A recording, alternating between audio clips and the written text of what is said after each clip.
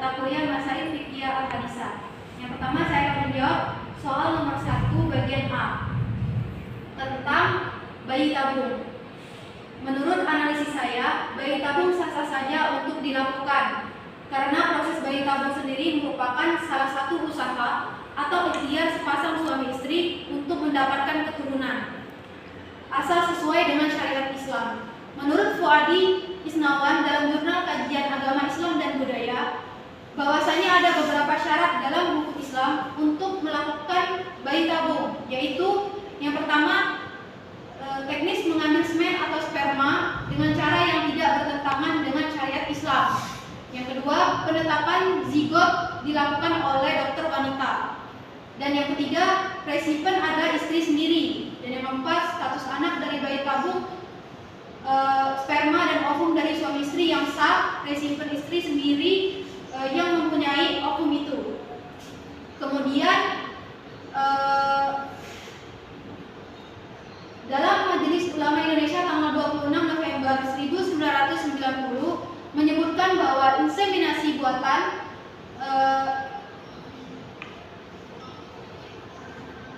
atau bayi tabung dengan sperma dan ovum yang diambil dari sepasang suami istri yang sah secara muhtaram dibenarkan oleh Islam selama mereka dalam ikatan perkawinan yang sah.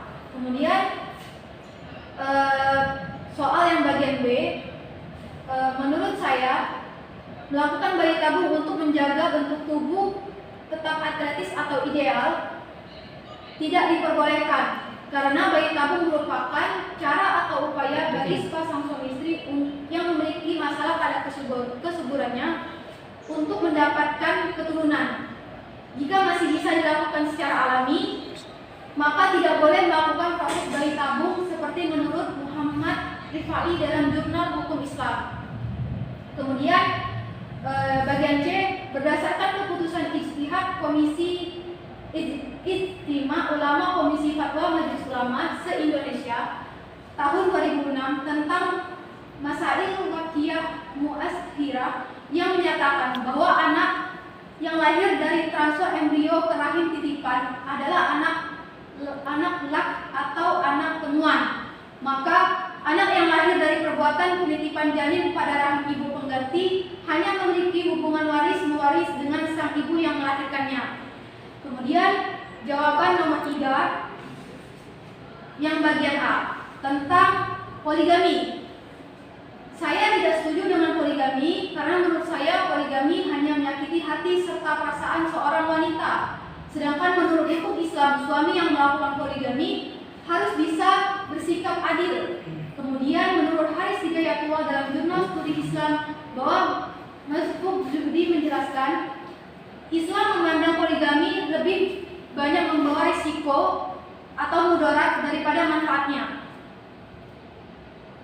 Kemudian bagian B, menurut Intan Cahyani dalam Jurnal Al-Qadaw, negara Indonesia sebagai negara hukum memiliki peraturan mengenai perkawinan yang tertuang dalam Undang-Undang Nomor 1 Tahun 1974 dalam Pasal 3 Ayat 1 Undang-Undang Nomor 1 1974. Undang-undang tersebut secara jelas bahwa hukum perkawinan di Indonesia menganut asas monogami yang diperuntukkan bagi laki-laki maupun bagi perempuan. Kemudian jawaban nomor 4 bagian A tentang aborsi. Menurut pandangan saya tidak setuju dengan adanya aborsi karena setiap anak fitrahnya adalah untuk dilahirkan. Tetapi ada juga pendapat dari beberapa ulama yang memperbolehkan dan mengharamkan dilakukannya aborsi. Menurut Nur Rafiq dalam Jurnal Studi Hukum Islam Budaya, para ulama fikih memiliki perbedaan pendapat mengenai aborsi. Sebelum ditiupkannya ruh dapat diuraikan beberapa macam. Yang pertama, menurut mazhab Sa'idiyah sebagai mazhab Syafi'i dan sebagai mazhab Hanafi memperbolehkan aborsi sepenuhnya tanpa dikaitkan dengan uzur sama sekali.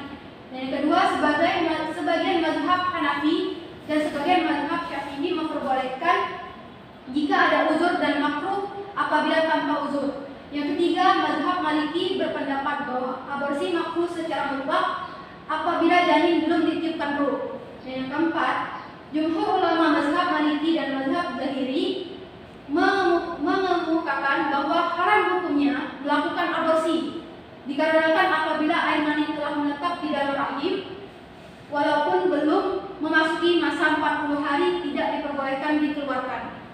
Kemudian bagian C, menurut Syekh Muhammad bin Salih Al-Utsaimin, bagian B, menurut Syekh Muhammad bin Salih Al-Utsaimin, usia kandungan yang diperbolehkan untuk menguburkan janin dalam 4 bulan.